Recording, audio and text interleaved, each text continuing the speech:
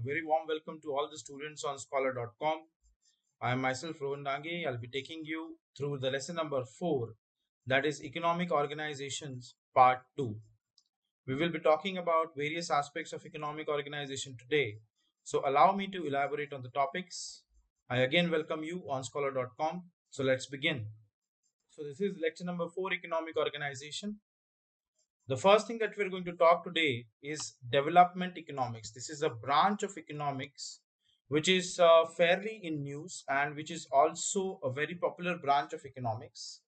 So it pertains to decolonization, because after World War II, the globe experienced decolonization.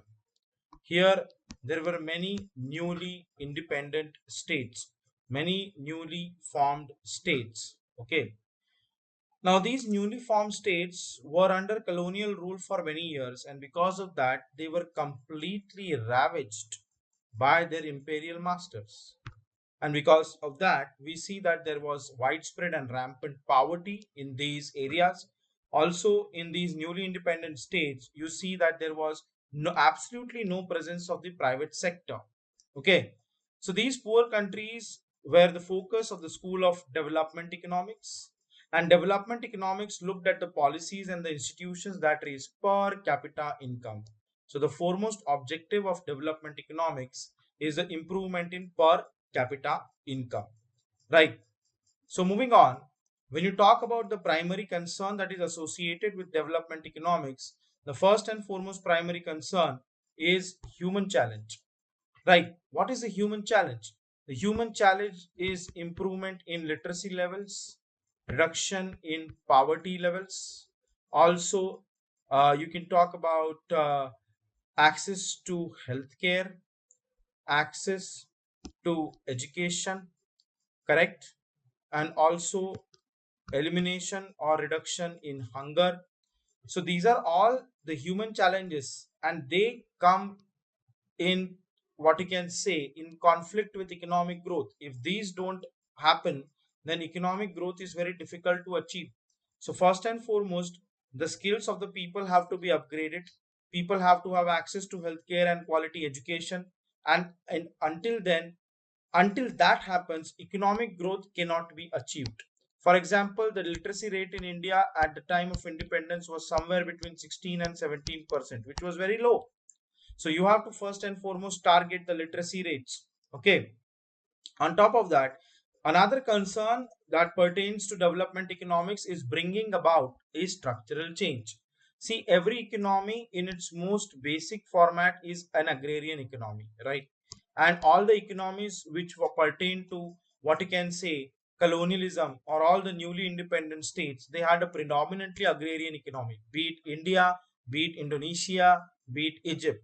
So these nations had a particularly agrarian economy, and any economy to register economic growth must evolve from an agriculture based economy to an industry led economy, and then finally towards a service sector oriented economy.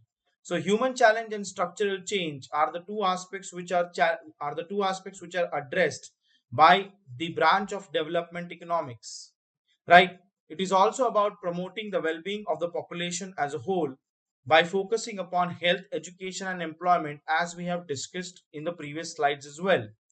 Correct. So contemporary development economists like Dr. Amartya Sen and Joseph Stiglitz have also been strong votaries of using development economics as a tool to address the problems of human challenge, structural change, and well-being of the population. So this is a branch of economics which is very much in vogue, which is very much in news, and therefore we must study this, because in the prelims, the commission has a tendency of asking about the meaning, the basic meaning of the terms. So they might ask you, what is development economics? And they will give you 4 options to deal with. Now, the next thing that I want to talk about is state capitalism or Beijing consensus. Another hot button topic for prelims. Beijing consensus is very important from the point of view of prelims, right? Now, state capitalism, if you have to understand state capitalism, let's break it into two parts, state and capitalism. Capitalism talks about private ownership or private sector participation, whereas state is about the endeavors undertaken by the government of the day. right? State capitalism is where the state also engages in the market. It is not only the private sector, but also the government, which is an active player in the market, a dominant player in the market. For example, when you talk about telecommunications in India, we have Reliance, we have also Vodafone, Airtel also gives the services. So these are all private sector players, correct? But then again, there is BSNL as well. BSNL as a corporate organization or as a public sector undertaking is also engaged or mandated to give the services of telecommunications, correct? So what we see here is that the government participation is also there in the sector of telecommunications, right? And the private sector participation is of course experienced here. In the airline sector also, we have Indigo Airlines, we have Go Air, we have Vistara, correct? But we also have something called as Air India, right? So what do you see here is that there is obviously a connection between the private sector enterprise and the state-led initiatives. So the state also, when the state also starts participating in private sector, that is called as state capitalism. Now, why is the Indian economy called as a mixed economy and not called as an economy which pertains to Beijing consensus? It's because in India, the participation of the state is at a very low level. The state, in fact, or the government, in fact, wants to come out of many sectors. In fact, the government is now going to privatize Air India. The government is also in the process of privatizing railways to a certain extent. So in India, when we talk about economy, maximum role is played by the private sector, whereas the government is now eliminating or reducing its role substantially. But in China, state is actually a dominant economic player and the state owns and controls a lot of businesses. Correct. So that you have to understand that when you talk about Beijing consensus, you talk about the active role played by the state, especially the Chinese government. Okay. So unlike India, in China, the government plays a very strong and an active role in economy. That is that the private sector coexists with the government sector. Okay. So Beijing consensus, it talks about 5-year plans. Chinese, they formulate and design 5-year plans. They decide their objectives and targets and they pursue them with aggression, right? So obviously, it doesn't pertain, they don't follow the textbook economics model, but in fact, they follow their own customized model where the state, the market, and the redistribution networks are very closely linked, right? So it is also called as socialism with Chinese characteristics, but critics call it as capitalism with Chinese characteristics. Essentially, both mean the same thing. It means the intermingling or the intercourse of state-led enterprise with private sector enterprise, right? When you talk about private sector enterprise, you're talking about capitalism. When you're talking about state-led enterprise, you're talking about socialism. So when these two are married, it is called, and when these two are injected with Chinese characteristics, it is called as Beijing consensus. So the state intervenes in the economy to protect and advance the interest of large scale businesses. So what do you mean by this? The state, how does the state support the interest of large scale businesses? By giving or by providing subsidy support to the companies and the private sector, or by providing land to the private sector, or by commissioning special economic zones and export processing zones for the private sector, right? So there are various initiatives that the state undertakes to safeguard and to promote and to advance the interest of large scale businesses. These are just some of the examples that I've given to you.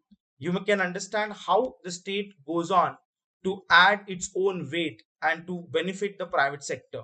This is especially something that happens in China. Therefore, it is called as the Beijing consensus. Again, another hot button area for prelims 2020. In the exam, you can expect a question on Beijing consensus. Okay, so it is about state market and state market mix and the redistribution with the state market networks. Okay, another type of economic organization that I would like to talk today is mercantilism or mercantilism. Both the pronunciations are correct, so I beg your pardon if you do not subscribe to my pronunciation. So mercantilism, the mercantile school advocates that the government should make policies For maximizing net exports, okay, it is net, not next. For maximizing net exports, because the best way of ensuring a country's prosperity is to expand market to the entire world by promoting exports. So see, the entire logic or the entire story revolves around exports. The more you export, the more dollars you will get, because the more you export, the more payment will come to you, and that payment will be in the form of international currency, and dollar is the international currency, right? And as a result, your foreign exchange reserves, that is your dollar reserves, will go up. They will build up, right? And once your dollar reserves build up, you can attract more foreign investment. You can witness more acquisition of your companies, and you can also expect loans which are very commercial attractive. That is, the loans which have very low interest rates can be given to the companies in your country. That overall will have a positive domino impact, a positive cascading effect on the overall economy. So in mercantilism, or in the mercantilist school of thought, the focus is on promotion of exports, and by through promotion of exports, it is expected that you earn valuable foreign exchange reserve, which is dollar reserve. See, in the 16th and the 18th century, mercantilism was at its peak. From the 16th to the 18th century, mercantilism was at its peak. At that point in time, dollar was not the international currency. Okay. And as a result, there was something else which was used to exchange, and that was gold. So in those days, instead of currency, gold was used to exchange. So in those days, gold reserves could dominate the world. The more the gold reserves you have, the more economic domination of the world you can expect, correct? And that can only happen through the promotion of exports, right? In the present economic order, if I talk about the 21st century, it is the accumulation of foreign currency, because obviously we do not trade in gold anymore, or what you can say, we do not use gold as a currency. We have other currencies like dollar, yuan, yen, euro, pound. These are the currencies which are utilized in the international market, right? So in the current context, it is the accumulation of foreign currency that is the biggest advantage, right? Today we buy gold as a commodity, right? How we buy insurance policy, how we buy articles of clothing, how we buy clothing, apparels, textiles. Just the same way we buy gold. We do not use gold for exchange purposes, right? That used to happen in the 16th and the 18th century. So this is what mercantilism is all about. It is about promotion of exports. It is about augmenting your foreign exchange reserves. It is about attracting investments. It is about facilitating acquisitions of your companies. It is also about attracting a lot of loans which are commercially attractive. That is, loans which are low interest rates. So overall, it's a win-win scenario in mercantilism, right? At the outset, it looks like that, it feels like that. Okay. Then we talk about the two models of mercantilism, the Chinese model of mercantilism and the American model of mercantilism. So we are going to discuss about both the models in a fair bit here. Okay.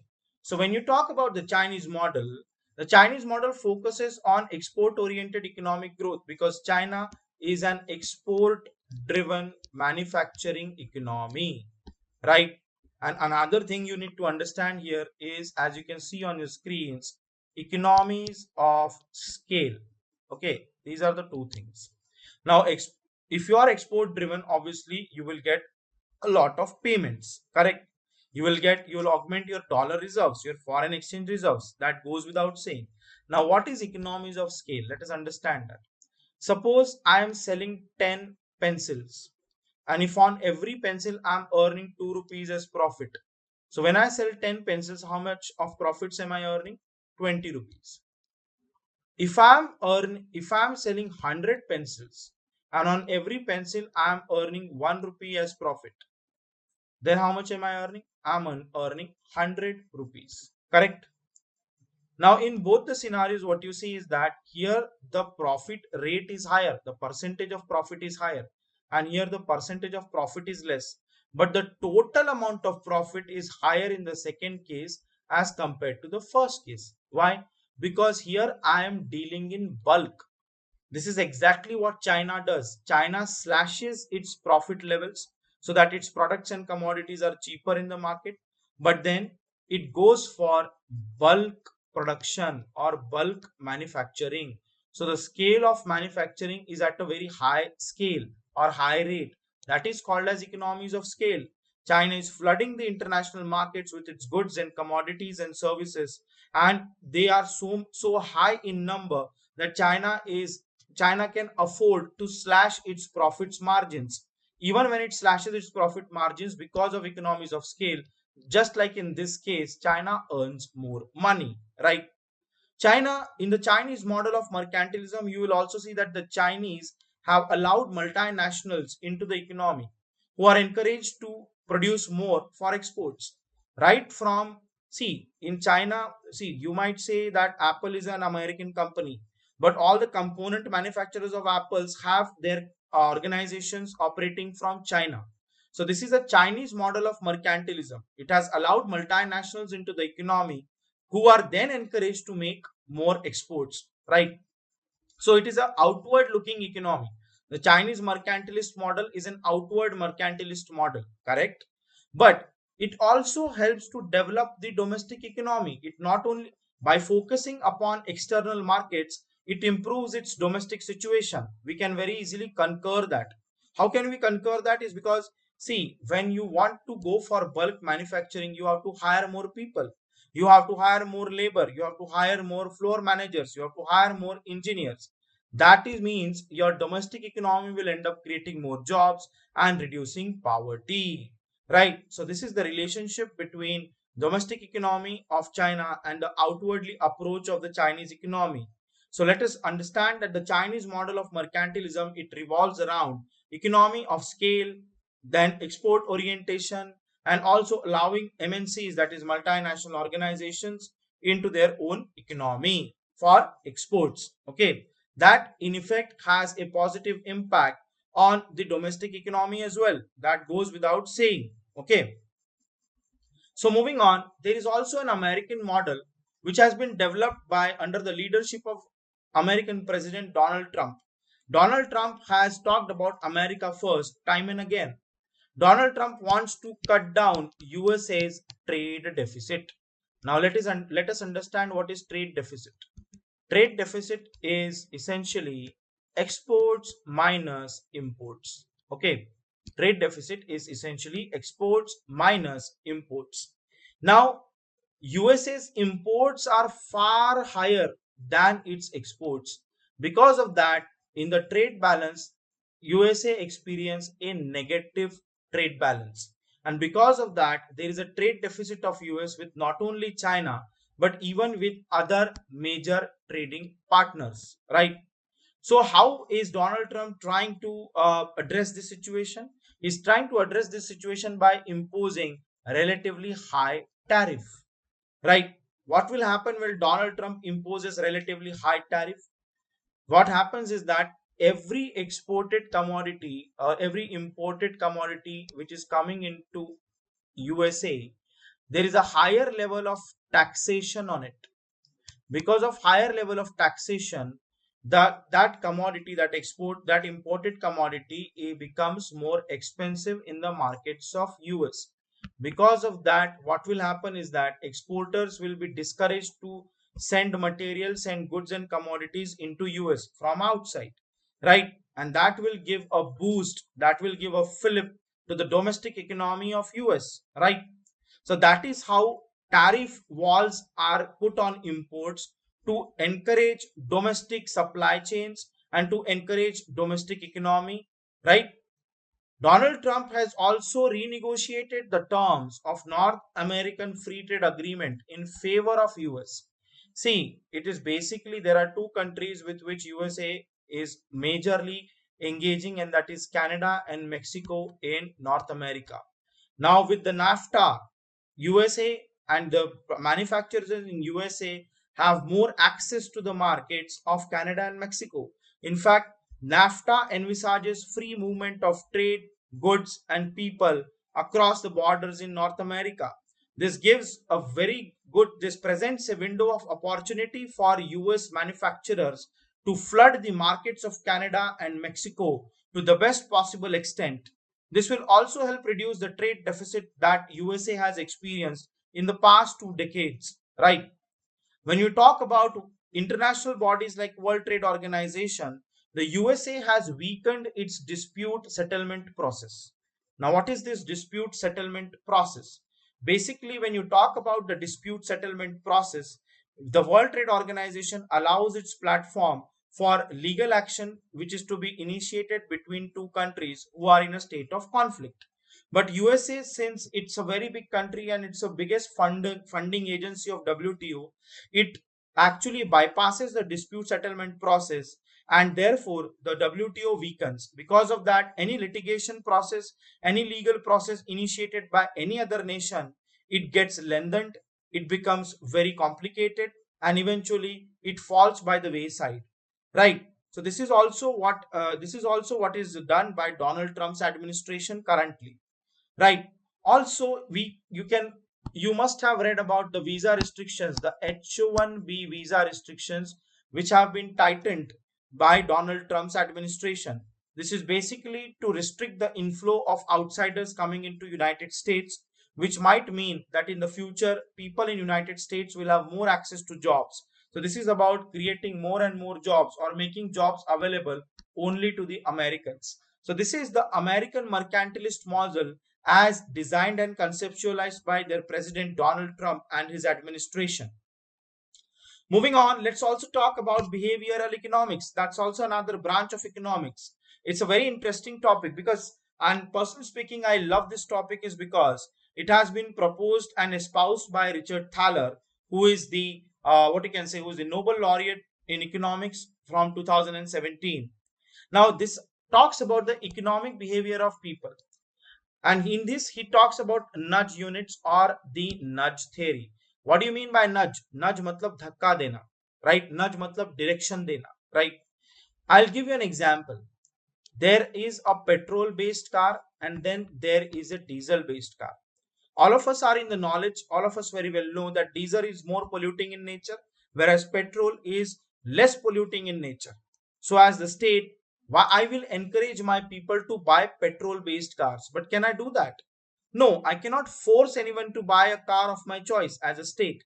So what I will do is I'll impose more taxation. Through taxation, I will make sure that diesel cars become more costly, and because of that, people who were going to buy diesel cars are now nudged towards buying petrol cars, is because petrol cars have less taxation, because of which they are less costly.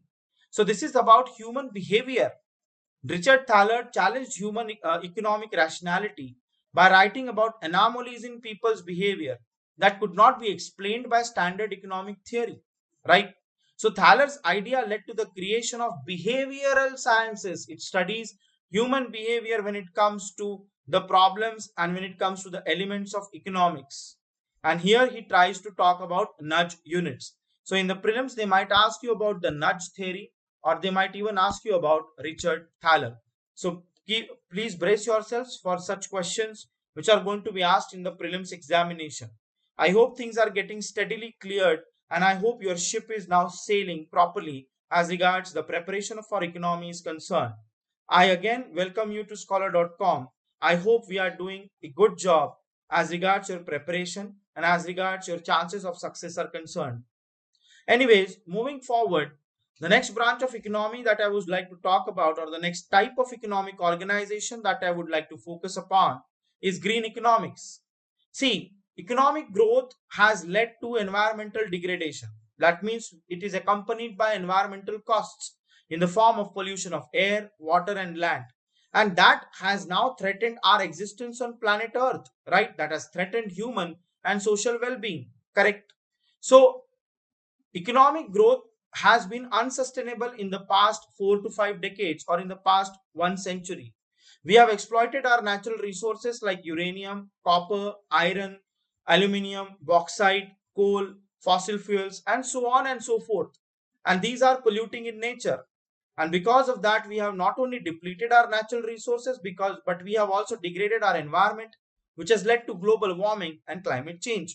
We have also packed a lot of carbon dioxide and a lot of greenhouse gases in the atmosphere, leading to the extinction of many species, the rise in sea levels, and the acidification of oceans. Right? So green economics is that school of economics that alerts us about sustainability issues and advocates harmonious interaction between humans and nature, and it reconciles the two. That school of economics is called as the school of green economics, where you focus on clean development mechanisms, or where you focus on climate friendly technology. For example, power is the driver of every economy, correct? In India, mostly we use thermal power plants, which are based on coal. And coal is a fossil fuel, so the carbon dioxide emissions are very high. But if we make a transition towards solar power plants or power plants which are based on renewable sources of energy, that is called as clean energy. So the emissions will drastically reduce. So we now start need to focus upon clean development mechanisms and climate friendly technology. We don't have to compromise on our growth. We just have to change our ways. We just have to change our tools. Right? This is what is advocated predominantly in the economic organization which is based on green economics. For example, we had a green revolution in India in the 1970s. Now, when you talk about green revolution in India in the 1970s, there was a lot of injection of pesticides and insecticides which led to the decline of soil fertility and also soil pollution. Correct? Now, clean development mechanism dictates that instead of pesticides, we must use bio waste, we must use other climate friendly fertilizers. So we to correct the errors and to correct the problems caused by green revolution in India, we must focus on green economics. That is especially true for the industrial development which is driven by fossil fuels. So now we should start making a movement from fossil fuels towards renewable sources of energy. There was a report called as the Limits to Growth report in 1972, which was commissioned by the Club of Rome. And this was the first time that we were alerted to the threat of unsustainability. Our Common Future, which is published by United Nations World Commission on Environment and Development, also popularly known as Brundtland Commission, it defined sustainable development as development that meets the need of the present generation without compromising the ability of future generations to meet their own needs. Again, they can ask you a question in prelims on Brundtland Commission and also on the report that is titled Our Common Future. Correct. So now we need to focus upon not just augmenting and not just fulfilling our own needs and demands, but also ensuring that the future generations' needs and demands are also met. So basically, this talks about intergenerational equity, right? This talks about intergenerational distribution of resources, which should happen in a sustainable manner. There are also new indexes for measuring growth, which promotes green economy like green GDP, social progress index, and environmental performance index. Again, something which is going to be asked in prelims, something which is a probable topic for prelims. The Millennium Development Goals and the Sustainable Development Goals are also advocates of green economics. Okay. Now I come to the current affairs deck as we do in each of our lectures. So today we are going to talk about National Investment and Infrastructure Fund. The National Investment and Infrastructure Fund is a fund set up by the Government of India to the tune of rupees 40,000 crores, and it was set up in 2015 as an investment vehicle for funding commercially viable greenfield, brownfield and stalled infrastructure projects. Right? In the prelims, they can ask you, they can give you a statement and they can say that consider the following statements regarding NIIF, and in which one of the statements could be that it is a funding mechanism for only greenfield projects. When they use the term only greenfield projects, then that means that it's a wrong statement. Okay, so these are the kind of tricky questions which could be asked in the examination. Right? The Indian government is investing 49% to this fund, and the rest of the fund or the rest of the corpus is going to be raised from third party investors such as sovereign wealth funds and insurance and pension funds. Sovereign wealth funds are the funds controlled and owned by the governments of different countries. So these countries like Australia, Canada, Mexico, Turkey, Italy, Brazil, Japan, their sovereign wealth funds will also invest, right? Because they will also get a return on their investment. Correct. The mandate of the NIIF is investing in areas such as energy, transportation, housing, water waste management, and other infrastructure related sectors in India. The fund is registered as an alternative investment fund with SEBI, Securities and Exchange Board of India, which is actually the regulator of the markets in India. Don't have to worry about what is alternative investment fund, because in the next lesson I'm going to deal with the same topic, that is AIF, alternative investment fund. So this is about the current affairs.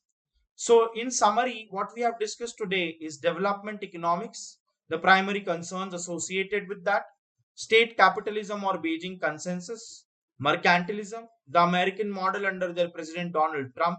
We have understood what is behavioral economics and green economics, and we have also understood what is NIIF in our current affairs deck. Okay, so moving on. So this is myself, Rohan Dange, signing off from Skholar.com. Keep reading, happy learning, and practice social distancing. Thank you. Take care.